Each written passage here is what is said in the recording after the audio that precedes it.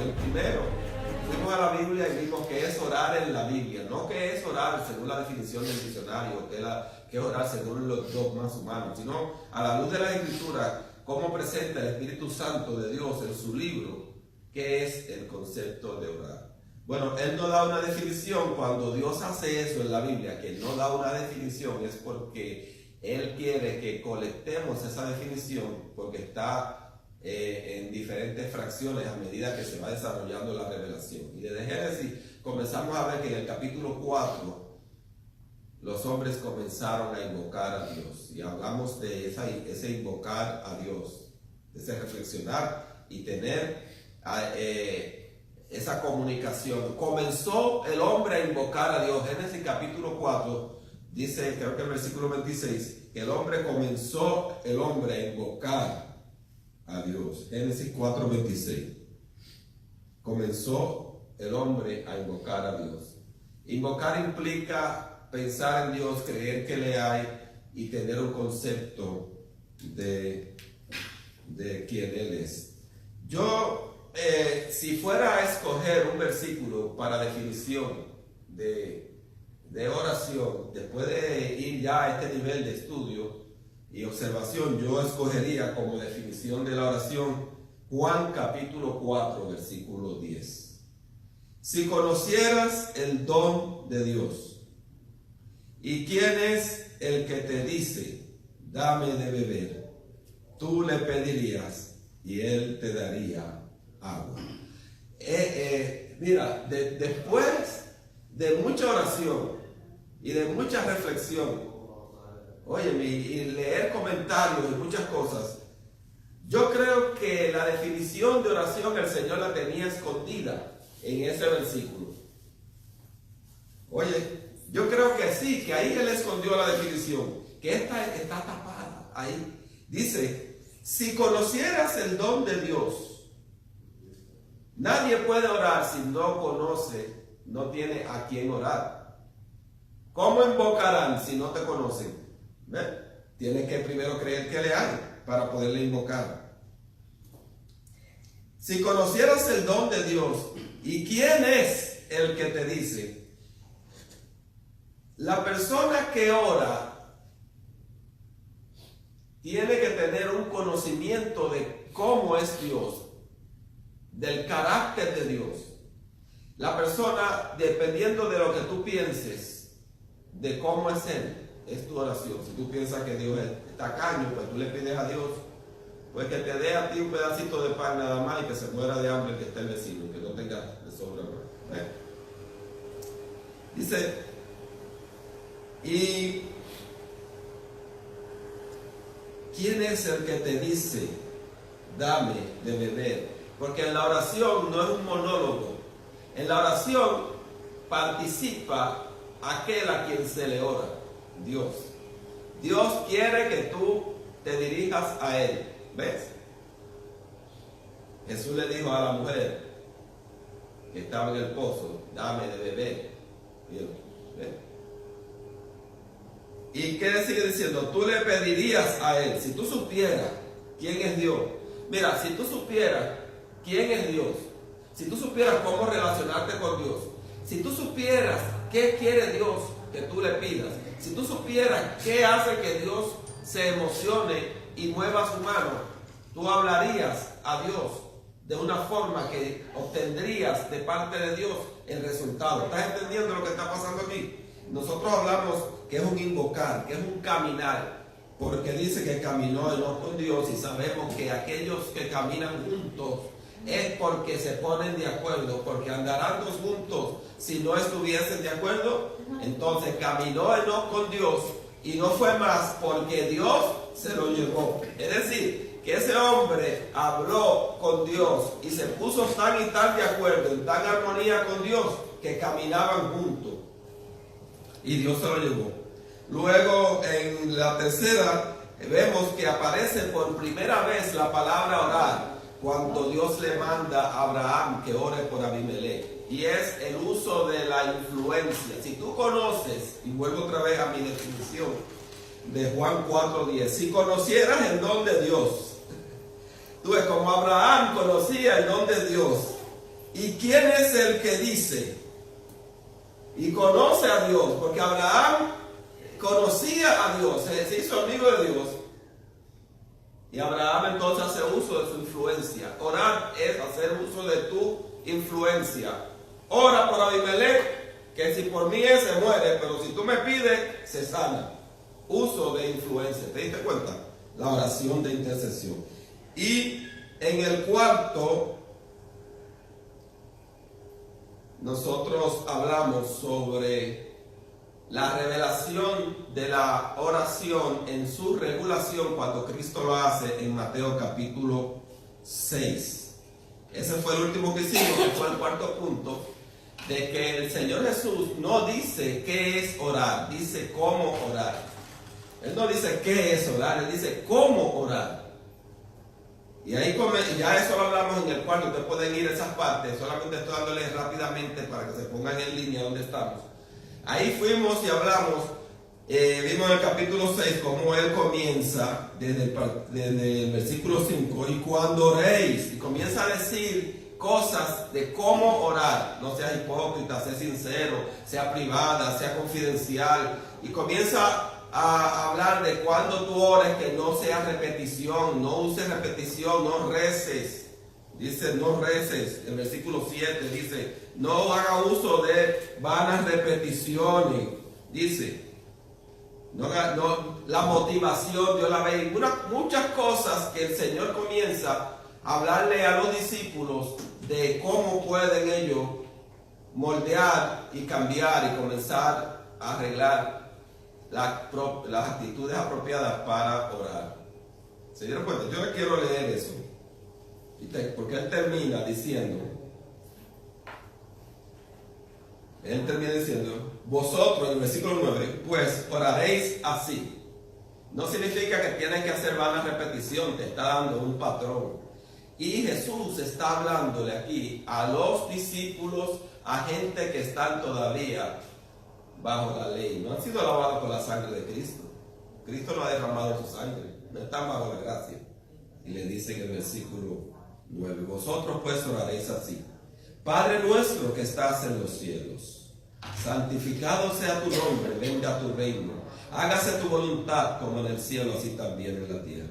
El pan nuestro de cada día, dánoslo hoy. Y perdónanos nuestras deudas, como también nosotros perdonamos a nuestros deudores. Y no nos metas en tentación, mas líbranos del mal, porque tuyo es el reino y el poder y la gloria por todos los siglos. Amén. Y el Señor le da un patrón de oración. Claro que la religión ha tomado esas palabras como un rezo, pero es un patrón que Él estaba enseñando a los discípulos, de que la oración iba dirigida a Dios Padre, y unas cuantas cosas más que Él enseña ahí. Nosotros podemos ver unos cuantos detalles por qué nosotros le hemos hablado a las personas que es bueno, cuando leemos la Biblia, poder identificar los tiempos y las sazones. Hay que identificar en qué dispensación está nuestro Señor. Cuando el Señor Jesús nace, Él nace judío, de la tribu de Judá. Jesús es de la tribu de Judá. Y fue circuncidado, y lo llevaron al templo, y siguió. Él practicaba el judaísmo, la ley, la Torá. Oye, Jesús es un hombre judío. Jesús no es sacerdote levítica. Él no es de la tribu de Leví. Él no es sacerdote según el orden de Leví. Él es de la tribu de Judá, heredero del trono de David. Jesús es sacerdote, pero no porque sea de la tribu de Leví, porque él no es de ahí. Él es sacerdote según el orden de Melquisedec. Sacerdocio eterno, un sacerdocio que no tiene que ver con la sangre, que es eterno, espiritual. Jesús es un hombre que está predicando salvación por obras. Salvación por obras. En Mateo capítulo 20, Vamos a brincar un poquito. Mateo capítulo 20.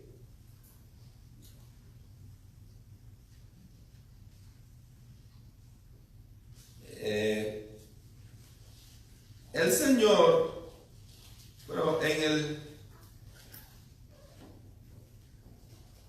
el capítulo 19, a él le hacen unas cuantas preguntas y él comienza a contestar.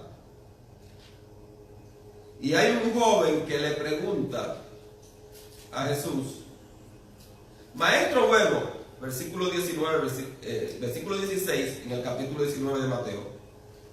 Maestro bueno, ¿qué haré para tener la vida eterna? Si yo te pregunto a ti, si viene un pecador y te dice a ti, ¿qué haré para tener la vida eterna? ¿Qué tú le vas a decir? ¿Que vaya a cumplir los 10 mandamientos? ¿Que vaya a cumplir la ley? ¿Qué tú le dices? Cree en el Señor Jesucristo y serás salvo tú y tu casa. ¿Y qué le dijo Jesús? Jesús le dijo diferente a lo que nosotros decimos. Él le dijo, versículo 17, ¿por qué me llamas bueno? Ninguno es bueno sino Dios.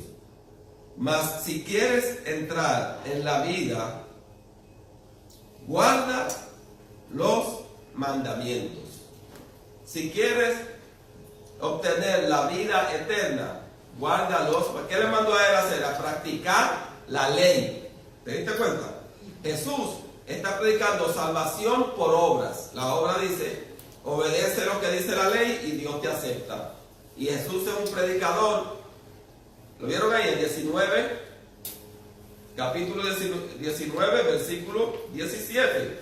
Jesús es un predicador de la ley. Y toda esa vueltecita que dice ahí es para acentuar en ustedes de que mientras Jesús está caminando sobre la faz de la tierra, en su ministerio terrenal todavía no está bajo la gracia, todavía no está bajo el nuevo pacto. Aunque tú estás leyendo que la Biblia dice Nuevo Testamento y comienza Mateo, Marcos, Lucas y Juan, pero el testamento se refiere al nuevo pacto. Yo sé que tenemos unas cuantas personas nuevas. Moisés hizo un pacto, Dios hizo un pacto con el pueblo en el monte Sinaí y se sacrificó un animal y se roció la sangre. Ese es el antiguo pacto. Ahora viene un nuevo pacto y el sacrificio, ¿cuál es? Cristo y la sangre de Cristo. Cuando él está hablando aquí a los discípulos, él no está hablando a gente que han sido rociados con la sangre, porque todavía no ha sido derramada la sangre. ¿Se dan cuenta? ¿Ven? Hay que reflexionar un poquito. Tú sabes que yo la mayor parte de mi vida pensaba que cuando yo leía las cosas que decía el Señor Jesús se refería al Nuevo Testamento, pero no. Él está hablando y está predicando, y cuando le preguntan, maestro, ¿qué he de hacer para heredar la vida eterna?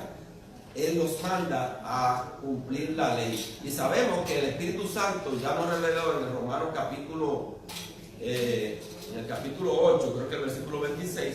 Bien, por las obras de la ley nadie se va a justificar delante de Dios, porque la ley lo que produce es ira, dice también. Porque la ley dice no hagas esto, y la ley produce en nosotros un vivo deseo de hacer eso que nos dice la ley. Y por cuanto por la naturaleza pecaminosa éramos débiles, por tanto la ley que es justa y buena produce en nosotros el apetito de hacer precisamente lo que la ley dice que no haga. Y el Señor no sabía eso cuando Él mandaba a la gente. ¿Será que Jesús no sabía eso?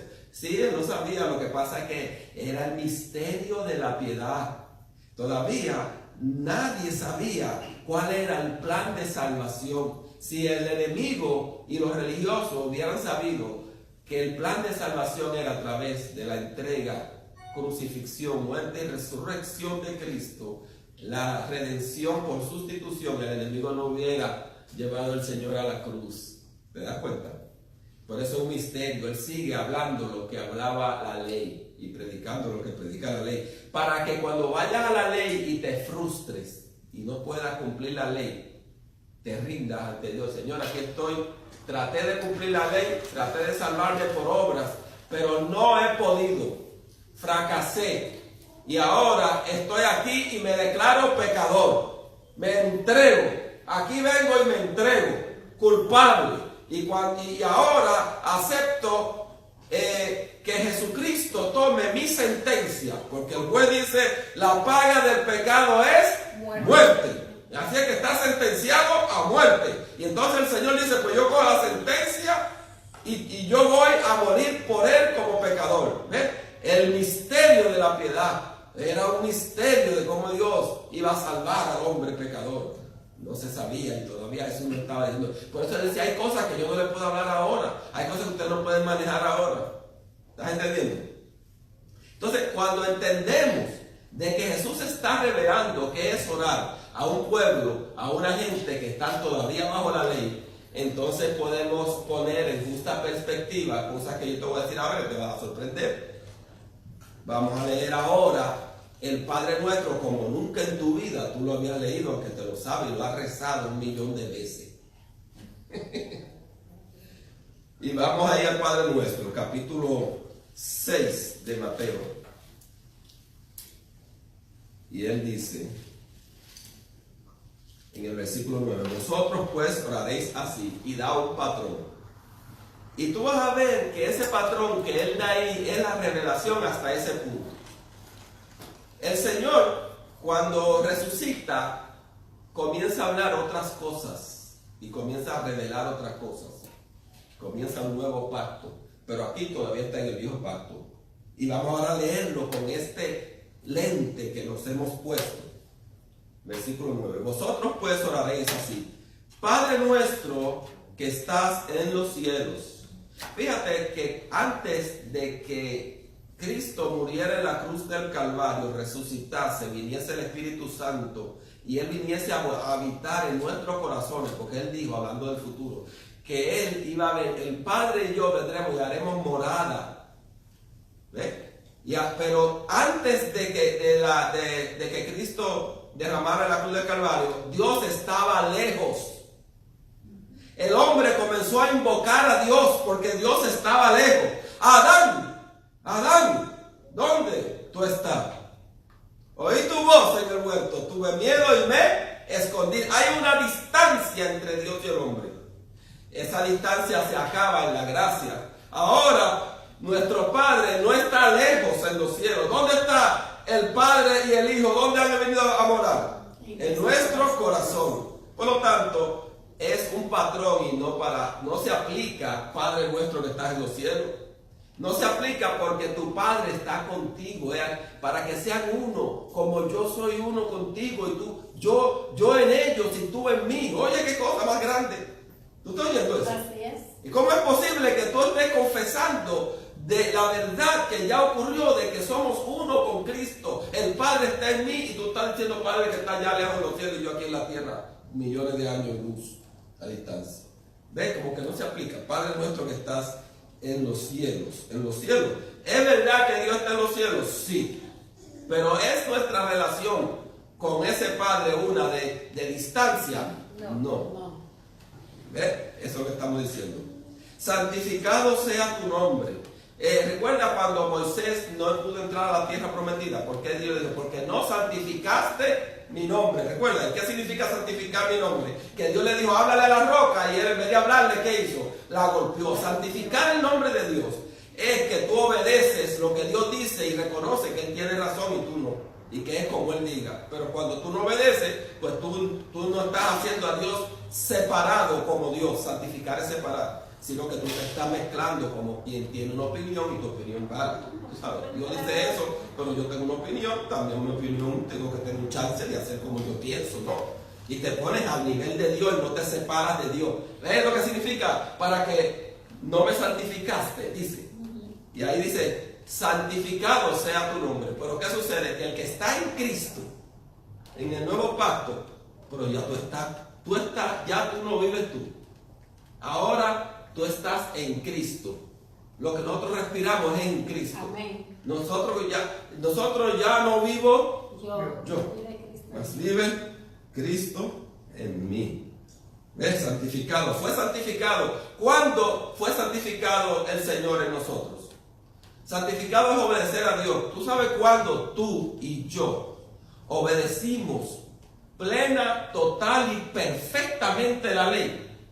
¿Cuándo nosotros obedecimos total, plena y totalmente la ley? Cuando nos revestimos de Cristo. Cuando fuimos bautizados, sumergidos en Cristo. Amén. Cuando ya Él tomó el lugar nuestro y nosotros el lugar de Él, la justicia de Cristo en perfección se nos es adjudicada a nosotros. Y ahí hemos santificado completa y totalmente.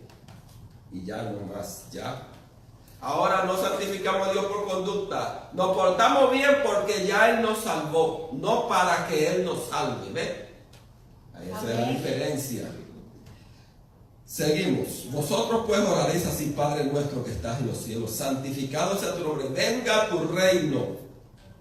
Bueno, el reino invisible está ya aquí. ¿Cuántos están en el reino? ¿Cuántos tienen el rey en el corazón? Amén. ¿Te das cuenta? Ya el reino para nosotros vino. Para los que están en la carne, el reino visible, terrenal, en Israel, el trono de David es futuro. Pero el reino espiritual es presente. Yo no tengo que morirme para estar en el reino de Dios. Yo estoy en el reino. ¿Cuándo estás en el reino de Dios? Amén. Estamos en el reino. Vénganos tu reino y hágase tu voluntad, como en el cielo, así también en la tierra. Entonces comienza a decir: el pan nuestro de cada día, dánoslo hoy. La cosa de cada día.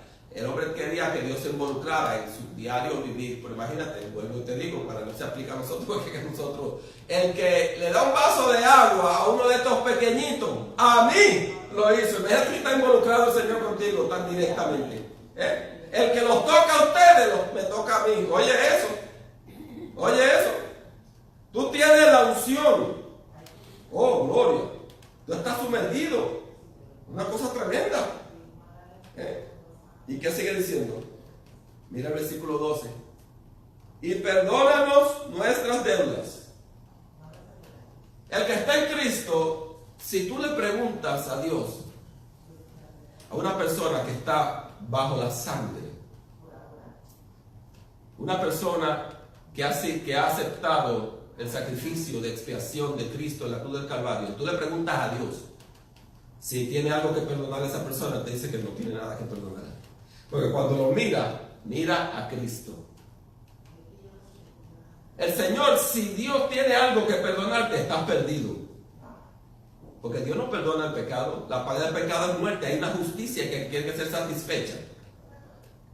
Cuando Dios te ve a ti, te ve perfecto, sin pecado. ¿Tú sabías eso? ¿Tú sabías eso? Que Dios te ve en perfección. Por lo tanto, el que está en Cristo, cuando se acerca en oración a Dios, no es uno que está en pecado y que Dios necesita perdonar su ofensa. Porque cuando Dios te mira, ve a Cristo, el perfecto. ¿Te estás dando cuenta? ¿Por qué no se aplica? Perdona nuestras deudas, como también nosotros perdonamos a nuestros deudores. Ahora, detente ahí. ¿Tú quieres que Dios te perdone a ti, como tú perdonas a los demás? Levante la mano. ¿Quién quiere que Dios lo perdone como usted perdona a los demás? Yo no quiero, porque yo honestamente, cuando me hacen algo, aunque lo perdone, no se me olvida. Aunque yo trate, y mientras más tú trates de olvidarte de algo que alguien te hizo, si tú te propones olvidarte de eso, mira, más te acuerdas. Solamente la obra del Espíritu Santo de Dios en el corazón puede borrar y sanar la herida. Porque el hombre es incapaz de perdonar. El hombre es vengativo. Dios sí perdona. Yo no quiero que Dios me perdone como yo perdono. No, Señor.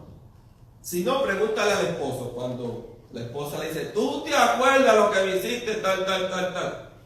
Pregúntale a tu mamá, que ella te óyeme, que se acuerda la maldad que tú hiciste cuando hace 50 años atrás, y se acuerda. Y es tu madre que te ama. Y te perdonó. ¿Tú quieres que Dios te perdone así? No. Que estando allá se acuerde de lo que tú hiciste. Así Dios no perdona así. Dios perdona que echa tu pecado en lo profundo de la mar y no se acuerda más de ello. Sí, yo no quiero que Dios me perdone así. Entonces, pero como esta gente está bajo el sistema de la ley por obras, tratando, tú sabes, de portarse bien, yo tengo que perdonar para que Dios me perdone. Un ejemplo práctico El ladrón en la cruz, ese hombre es un criminal. Tú sabes la gente que ese hombre ofendió. Tú sabes la gente que ese hombre, sabrá Dios si mató. Tú no sabes, es un criminal sentenciado a muerte. Y el Señor, él cree en Cristo y el Señor le dice, hoy mismo estarás conmigo en el paraíso. Ese hombre, en el dolor de la crucifixión, no perdonó a nadie. Ese hombre, según esa oración, no puede recibir el perdón de Dios. Porque tú crees que ese hombre se puso a gritar, oh, el que yo le robé allá, que me perdone. El otro que le robé la bicicleta, que me perdone. El otro que le levanté una calumnia, que me perdone. Al que le di un batazo en la esquina escondido, fui yo, dile que me perdone. ¿Tú crees que comenzó a decir todas esas cosas y a confesar y a pedir y a mandar a pedir perdón a fulano, a sultano y a mengano? No, eso no le pidió perdón a nadie. Porque eso fue perdonado por la sangre de Cristo, fue cubierto. Mira, la verdad es que el pecado no puede ser perdonado. Cuando la Biblia habla de que Dios perdona el pecado, realmente lo que está diciendo es que Dios coge el pecado y lo cubre. La paga del pecado es muerte. Y Él le da el fuetazo de muerte al pecador. Lo que pasa es que Cristo toma el lugar del pecador y coge Él el fuerte, coge Él la muerte, la crucifixión que se merece el pecador. Y ahí es cuando Dios puede declarar por sustitución el pecador. ¿Estás entendiendo eso? O por obra, para que me Esto es importante porque tú sabes que ustedes se están convirtiendo en cristianos raros. Después de esto, usted es un cristiano raro. Cuidado que puede tener doctrinas raras. Cuidado que dice cosas raras. Pues tú sabes lo que es toda tu vida rezando el Padre Nuestro. Y ahora te estás enterando que ni siquiera es aplicable a tu condición presente hoy. ¿Tú sabías eso? Tú sabes las veces que uno está, oh, Padre Nuestro, y es muy bonito. Y qué bien. Pero cuando nos detenemos a ver en la palabra y entendemos quién es que está hablando, que es Jesús, que es el Cristo terrenal, que es el Cristo antes de la crucifixión, que está hablando a gente que quieren cumplir la ley, que Él está mandando a cumplir la ley, cosa imposible, que la ley viene con el propósito que Dios tiene para que se frustren y caigan y se rindan. Cuando sabemos todo esto y volvemos a mirar el Padre Nuestro, decimos, espérate un momento, mete freno, aguanta, tan rápido no. Yo no quiero que me perdone como yo perdono, perdóname como Cristo, con el plan de perdón, que es un plan que satisface la demanda de la justicia. El que la hace, la tiene que pagar. Y toda la que tú hiciste, y toda la que yo hice, todos mis pecados, tengo que pagarlo. Pero ¿qué pasa? Que lo paga Dios, lo paga Jesús, en mi lugar. Esa es la diferencia. Oh, sí. Venga a tu reino, hágase tu voluntad como en el cielo y también en la tierra. El pan nuestro de cada día, dánoslo hoy. Y perdónanos nuestras deudas, como también nosotros perdonamos a nuestros deudores. ¿Deudores? Es decir, que tú tienes personas que te han hecho mal y tú tienes una lista de lo que esas personas están en deuda contigo. ¿Verdad que sí? Yo no. El que me ofende, el que me hiere, el que peca contra mí, te sepa lo que yo no lo tengo apuntado. No, a mí no me interesa. A mí no me interesa llevar una lista de lo que tú me hiciste para ver cuánto me la desquito. No te apures que yo me la desquito ese menosprecio que me hizo Liliana, no te apures que yo la agarro a ella. No. El que me hizo, el que me ofendió, el que pecó contra mí, yo no quiero desquitármela ni quiero que le pase nada malo. Yo quiero que el Señor lo perdone, que encuentre a Cristo. Si ya vi el Señor, si yo tenía que ir al infierno y voy al cielo, porque Cristo borró mis pecados, ¿cómo yo voy a estar diciendo que yo tengo deudores? ¿Te das cuenta que no es el hombre de la gracia, es el hombre de la ley el que encaja ahí? Oye, y no nos metas en tentación. Dios no puede ser tentado. Dios no tienta a nadie, dice Santiago. Tentar a hacer lo malo, tentación ahí es prueba de tu fe. Dios está probando la fe. Fíjate que en el Antiguo Testamento el Señor prueba a los hombres su fe. En el Nuevo Testamento, como Él es que nos da la fe, Él sabe la calidad de fe que tenemos. Y nos llegan pruebas para que nosotros sepamos lo fuerte que somos. No para que Dios sepa. Dios no aprende en la oración. ¿Cuántos saben eso? Que Dios no aprende. Dios no aprende. ¿Tú sabes por qué? Porque Él se la sabe toda. Tú no puedes en la oración decirle a Dios nada que Él no sepa. Está tratando de explicarle a Dios 40 días de ayuno orando, tratando de explicarle a Dios para que Él pueda finalmente a los 40 días entender el problema y pues sepa cómo conducirse. Y el Señor allá dice, pues, tranquilo, tranquilo, mi hijo. Oye lo que dice. No nos metas en tentación. Tentación en el sentido de la prueba de vuestra fe. Vuestra fe es como el oro, y como el oro es probado por fuego. ¿Ves? Yo creo que sí, que el Señor todavía prueba nuestra fe. A ver si es verdad, cuando llegue el día malo. No metas en líbranos del mal, porque... ¿cómo dice? No nos metas en tentación, mas líbranos del mal. Nosotros, dice ya la Biblia, tenemos la garantía de que los míos, el maligno, no los toca. Y dice Lucas capítulo 10, versículo 19, ¿qué dice? He aquí, os doy potestad de hollar serpientes y escorpiones, y sobre toda fuerza del enemigo, y nada os dañará. Antes teníamos que estar ahí. Tenemos que estar ahí. El que habita al abrigo del Altísimo morará bajo la sombra de los omnipotentes.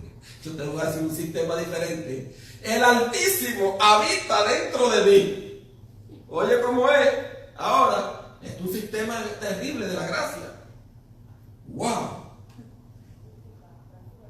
No nos metas en tentación, mas líbranos del mal, porque tuyo es el reino y el poder y la gloria por todos los siglos. La oración del Padre Nuestro no es para repetir como un papagayo. La oración del Padre Nuestro viene como una delineación de una guía, de una estructura, donde tú vas a poner tu propia oración en esa estructura. Amén. Dirigida a Dios. Todo esto que estamos viendo ahí, rindiendo tu voluntad al Señor, buscando. Y nosotros hemos visto ese criterio, pero yo no había dado el criterio de la gracia, de la oración del Padre Nuestro desde la perspectiva de la gracia. Recuerde, es importante porque mucha gente coge la Biblia y te van a dar por la cabeza y van a decir, tienes que hacer esto porque Cristo lo ordenó. Y como Cristo lo ordenó, tienes que hacerlo. Y eso no es cierto en todos los casos.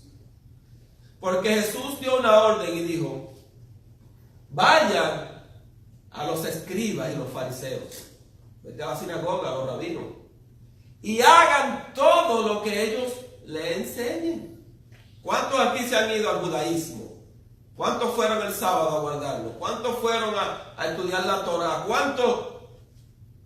Yo no lo veo a ninguno de ustedes que reflejen que hayan ido a los judíos a aprender la Torah y el judaísmo y a ponerlo en práctica como ordenó nuestro Señor Jesucristo. Una orden.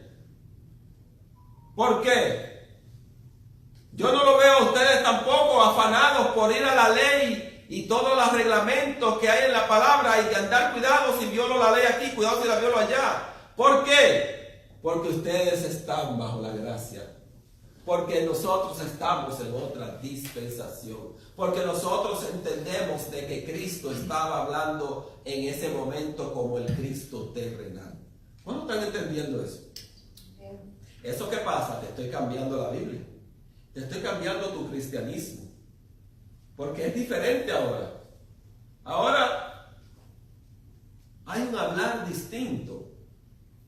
No nos metas en tentación.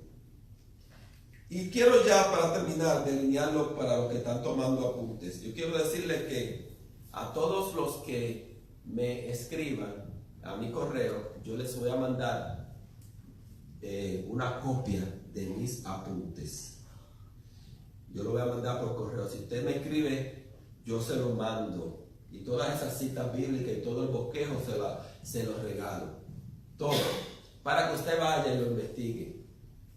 Y hay unas cuantas personas que yo aprecio mucho, yo lo voy a imprimir y lo voy a firmar y se lo voy a dar bonito. Porque hay gente que invierte en estudiar la palabra del Señor.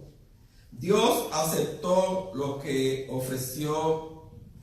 Fíjate que de Génesis y Apocalipsis estamos tratando de salir con una definición de lo que es oración. Y tuve que detenerme porque es tremendo shock, tremendo encontronazo lo que vemos en el Padre Nuestro que está en los cielos. Yo veía uno de mis Nicodemos.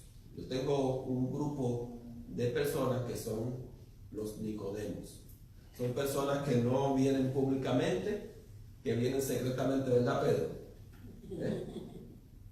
Y aunque yo lo he maltratado un poquito, a veces los maltrato, pero me maltratan ellos porque llegan tarde y me tienen hasta las 2 de la mañana. Pero yo soy paciente. Hay gente como Nicodemo. Yo quiero que ustedes tomen nota y vayan viendo lo que está diciendo aquí la palabra. Dios ha venido al hombre. Ya Dios no está lejos. Juan capítulo 17, versículo 23 dice: yo en ellos y tú en mí, para que sean perfectos en unidad. En Juan capítulo 14, versículo 18 dice: vendré a vosotros. Él no está lejos, Él está aquí. En Juan capítulo 14, versículo 17 dice: el Espíritu de verdad, al cual el mundo no puede recibir porque no le ve ni le conoce, pero vosotros le conocéis porque mora con vosotros y estará en vosotros. Mientras Él estaba hablando a los discípulos, el Espíritu Santo estaba con ellos. Pero una vez que Él murió y resucitó y ascendió, el día de Pentecostés vino el Consolador.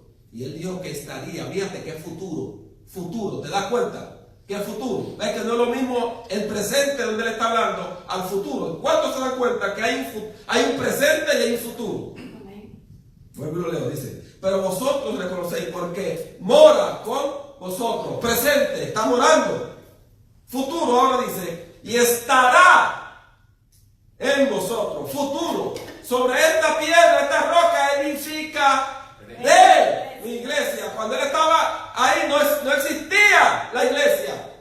La iglesia es un grupo de personas que no andan siendo salvos, buscando la vida eterna, cumpliendo los mandamientos, sino que reciben la salvación. Y porque soy salvo me porto bien, no para ir al cielo.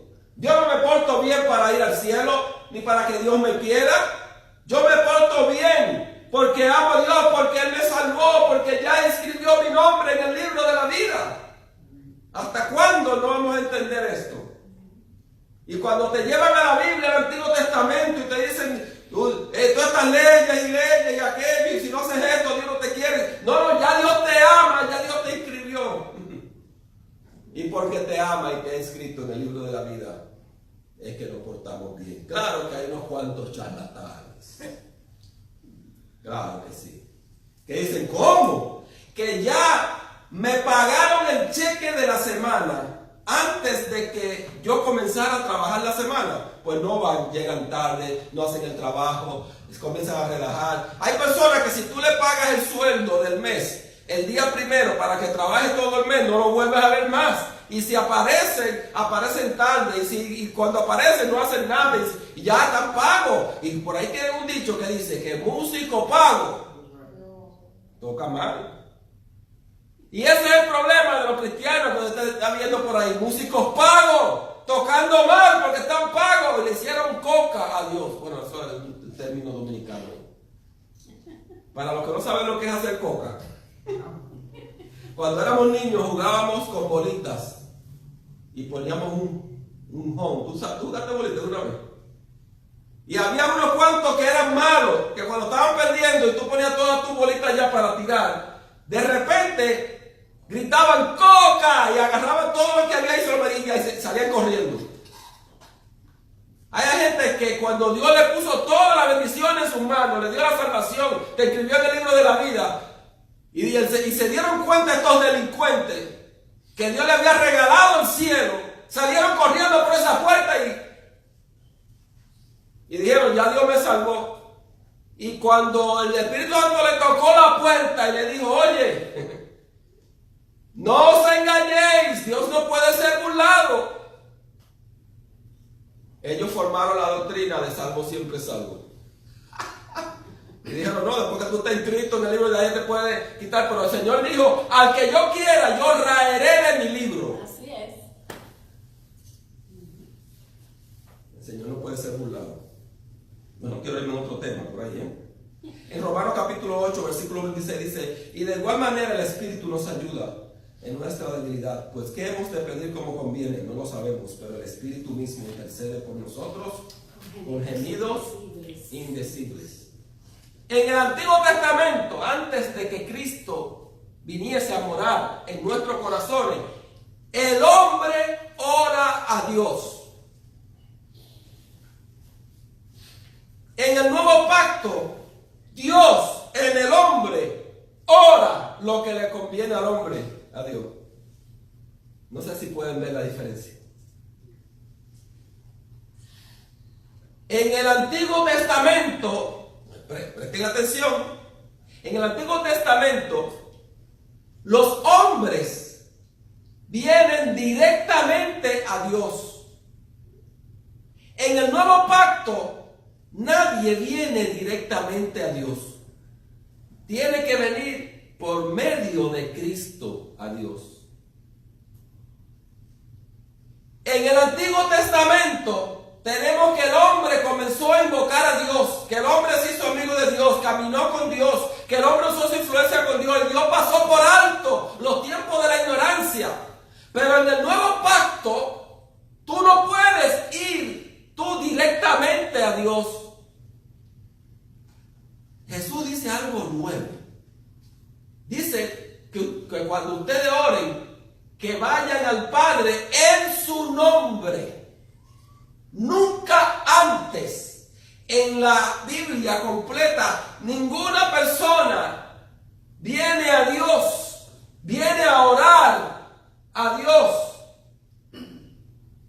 sino es directamente. Y cuando tú vienes directamente tú a la presencia de Dios a orar, ¿con qué vienes? Vienes con tu vestidura. Y tú sabes que en la Biblia tu vestidura son las obras, tu conducta. Y la conducta del hombre es imperfecta porque todos han pecado y están destituidos de la gloria de Dios.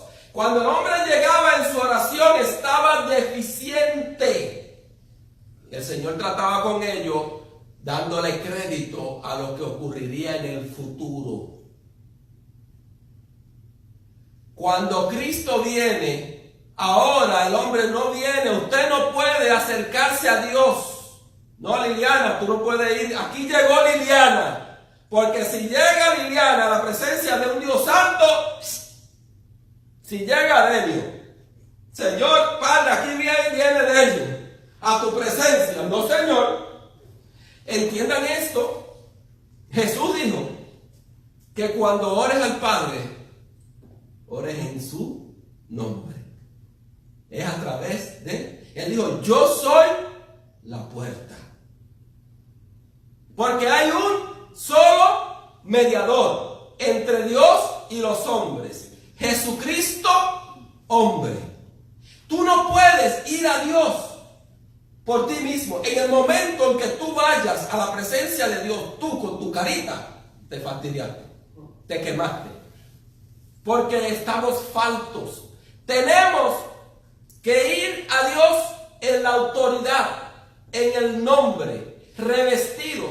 Tienes que ser bautizados, que significa sumergido. Tienes que estar sumergido en el cuerpo de Cristo, revestido de Cristo. Y cuando vas a Dios, vas en su nombre, en su autoridad, en la dignidad de Cristo, en el mérito de Cristo, en la santidad de Cristo. Voy a hablar con Dios y Dios me va a escuchar basándose en la conducta impecable de un Cristo que caminó en la tierra y nunca pecó. Y cuando Dios me ve y cuando Dios me escucha, no me escucha a mí, sino que ve a Cristo. Ya no vivo yo, mas vive Cristo en mí. Métete en la cabeza que tú estás muerto y que lo que vives ahora lo vives en la vida del Hijo de Dios. Una vida santa, perfecta, que nunca hizo pecado, que nunca se equivocó. Y así es como te vas a acercar a Dios en oración.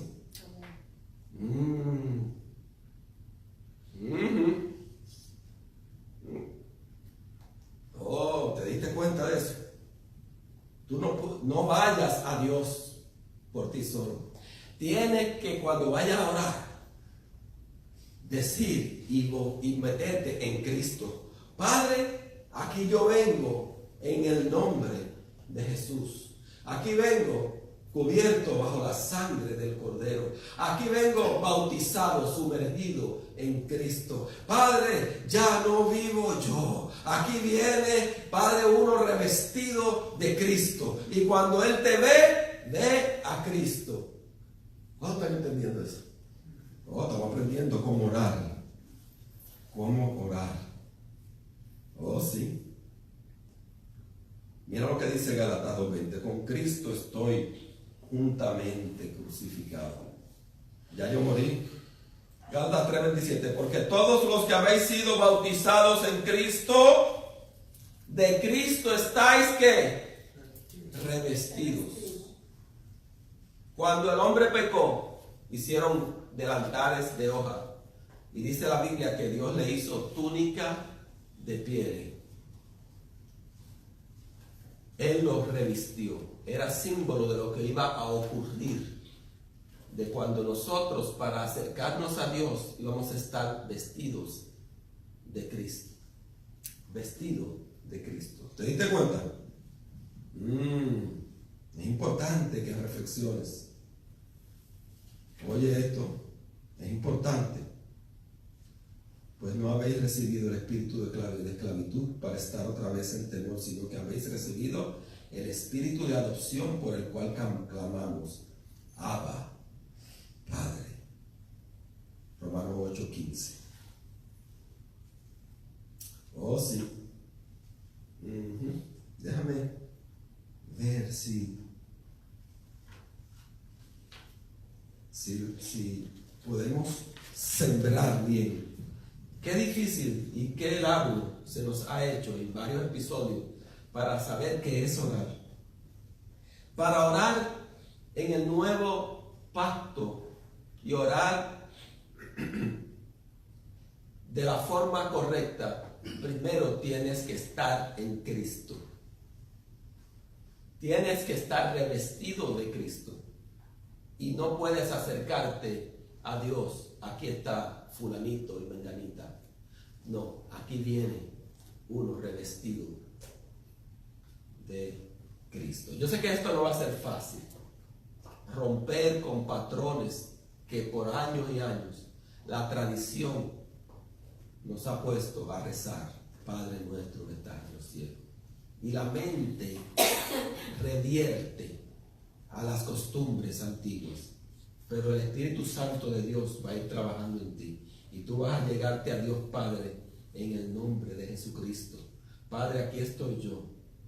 Padre, y cuando tú te presentas revestido de Cristo, pues no hay pecado, no hay ofensa que perdonar, porque Él te ve santo, limpio y puro, porque estamos muertos y nuestra vida está escondida con Cristo en Dios. Porque el Espíritu Santo nos va a enseñar en aquella misma hora qué hemos de hablar, qué hemos de decir. Porque si yo oro en lengua desconocida, mi espíritu ora, pero mi entendimiento queda sin fruto. Son cosas que la mente no entiende. Para acercarte a Dios ahora, tienes que acercarte como se acerca a Cristo. Entonces no puedes pensar, si tú entiendes que estás revestido de Cristo, cuando te va mal y ves dificultades, no vas a pensar, cuando el diablo te diga eso es pecado oculto, eso es iniquidad, esos son pactos generacionales que hicieron en tu pasado y que todavía estás arriba y tengo que confesarlo y renunciar a ellos para que se rompa eso en mi familia. ¿Sabes por qué? Porque tú estás viniendo y Él está viendo a Cristo. Vamos a ponerlo de pie. Vamos a dejarlo hasta aquí. Y vamos a seguir expandiendo un poquito más lo que es la oración. Y de oración tenemos un versículo que yo de todo la investigación, he podido descubrir uno que lo encierra un poco más completo, que es Juan capítulo 4, versículo 10. Si conocieras el don de Dios y quién es el que te dice dame de beber, tú le pedirías y Él te daría agua que salta para vida eterna. Padre, nos allegamos aquí en el nombre de tu Hijo amado, revestidos de Cristo. Nos acercamos a ti, revestidos de la santidad, de la perfección, de la pureza de Cristo, habiendo lavado nuestros vestidos con la sangre, purificado nuestras almas con tu palabra. Padre, y te damos gracias porque has inscrito nuestros nombres en el libro de la vida. Y te damos gracias porque tú nos iluminas. Gracias porque tú nos has dado vida.